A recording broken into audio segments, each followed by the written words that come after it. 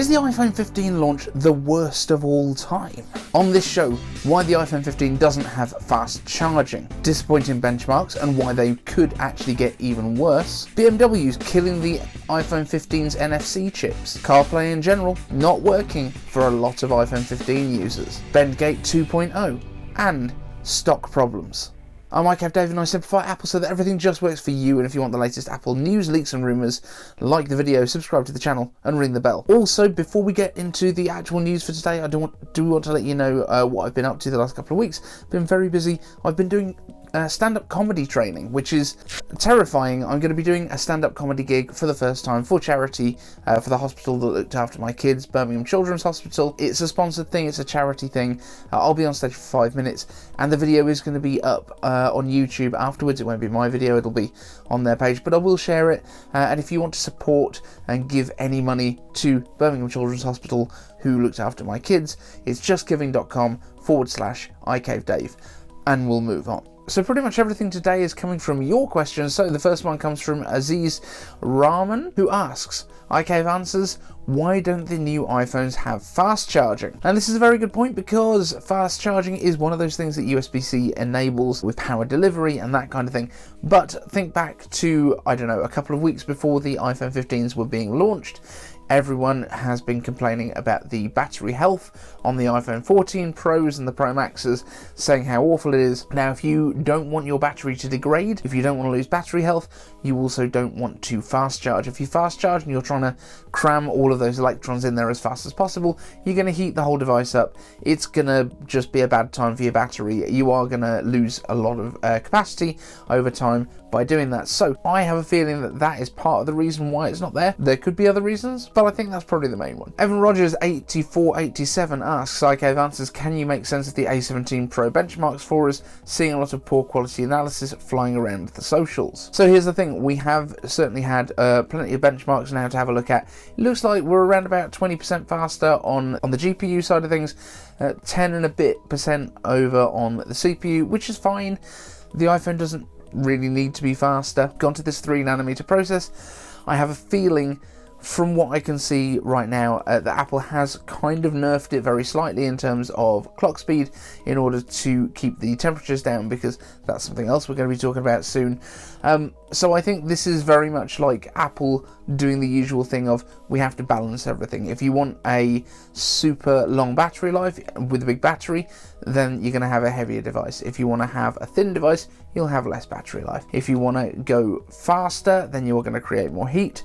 If you want to have a nice cool running phone that isn't going to damage itself, then you can slow the chips down a little bit. That seems to be what we're seeing at the moment, and there are certainly going to be some more issues around that later in this show. But in terms of the actual speed bumps, remember, we are every year here, not as Intel do, sort of every 18 months, or with the M chips every 18 months or so.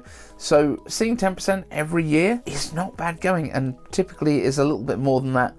So this is sort of a bit of a reset, I think. But also I think Apple has had to change some of their internal architectures within the chips, and in terms of some patent stuff. So I think there is a little bit of a correction there as well, in terms of they've got the smaller chip architecture, and they used some of that gain to offset the fact that the chip design isn't as efficient as it was before. Oh yeah, mid-edit, Dave. The reason that I said at the beginning why the benchmarks might go down is because apparently Apple is releasing a fix for the overheating iPhone issues, and potentially part of that is by slowing the chips down.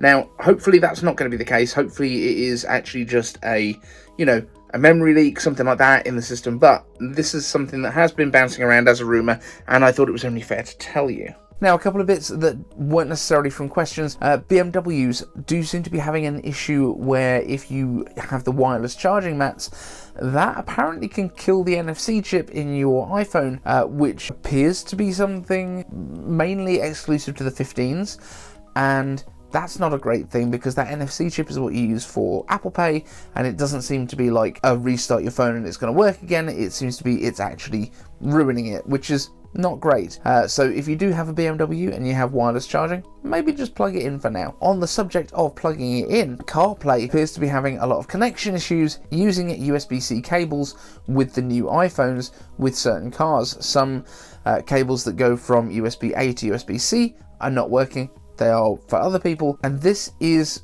part of my issue with USB-C. It is a standard shape of connector. It's not a standard for the actual cables, whereas if you have an iPhone with a lightning cable, you know that that lightning cable, assuming it's an official Apple one, can definitely do charging, and it can also do data, and it can also do all of the stuff that lightning does, whereas USB-C could just be a charging cable. It could be a slow data transfer cable, it could be a low powered charging cable. There's so many variations that all go into this one connector, and this is part of my argument from before why it wasn't a great thing for Apple to do. I know they didn't really have a choice, but this is the problem when non-tech people, i.e. politicians, decide to get involved and just mess stuff up because it doesn't work that well. There are certainly going to be some cars that were designed specifically to use lightning, and that's going to be a problem potentially. This is not a great situation either, but again, it's something that was outside of Apple's control and something they were kind of forced to do. So who's to blame? Right, next question comes from Team Kinetics. IK answers, iPhone 15 has been in the wild for a week now. Yeah, I wasn't super quick with getting to these questions. What are your thoughts on the claims that the A17 Pro chips are overheating, or that the 5x 120mm lens on the iPhone 15 Pro Max is of lower quality than the 3x on the smaller Pro? So let's address the lens thing first. If you're going to do an equivalent to 120mm lens, this is part of the reason that Apple had to put all that extra sensor shift stabilization in. It's basically because any movement of your hand is going to pretty much be huge at the other end of, 120mm zoom lens. Any sort of shaking is going to be magnified hugely across that. I don't know, I haven't had a chance to play with the two yet.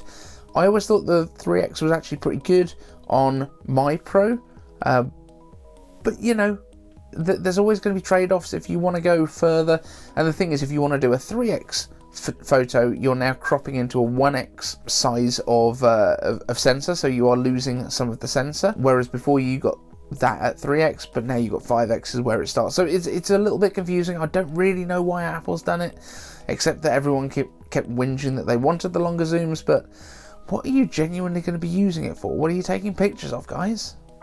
Answers in the comments.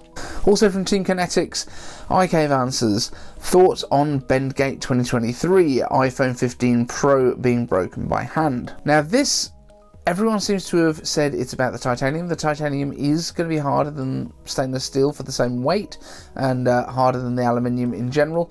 However, this issue seems to be with bending the phone in the middle, very much like when, this is coming again from Jerry Rig Everything, basically bending the iPhone Pros, the titanium frames, and the back plates are cracking pretty quickly.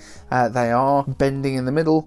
Hardness and rigidity are not the same thing in metal, so if you have a harder metal that's harder to scratch, that will also potentially not be as strong in torsion. So there's a lot of different ways that you can measure strength. It's not looking great though. Sam Cole did some drop tests, and the 14 was faring far better with the stainless steel rim than the 15 that he was using. So that's not great. Yeah, I've not got one of these, so I'm feeling like I've not done a bad idea here. I think the 15, everyone said it's a huge jump, and it is, but is it a move in the right direction for Apple?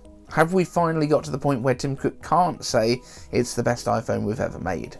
And from Team Kinetics, IK answers, why do you think there's such a stock issue with the iPhone 15 Pro Max? Should it have been delayed? Were the production issues and rumours true? Or did they just sell a whole bunch of them at launch? It's a fun combination of 6 of these and half a dozen of these. I think it's very much like, I think they did have some delays. I don't think they needed to delay it, because that's all that would happen is what's already going on now. It just would have got to people later and later and later. But at least now, because it's launching at the same time as the others, people will be able to order whichever one they want and see how long it's going to take to get to them. I don't think ever delaying the launch unless you have no stock available at launch day is the right move, but we did see that all of these times slipped. Everyone's been saying that the iPhone 15 Pro and Pro Max are selling incredibly well. In fact, I think the whole range is this year. So I think there is a bit of we've sold more than we expected, and there's a bit of we didn't quite have as many ready to go as we hoped. So I think it's a bit of both. And that's it for this one, guys. Thank you so much for watching. Thank you to the Patreons for all your support. Don't forget, if you want to support my comedy thing with the Children's Hospital, justgiving.com/iCaveDave. Thank you so much, and I'll see you in the next one. Want the latest Apple news, leaks and rumours? Subscribe and ring the bell.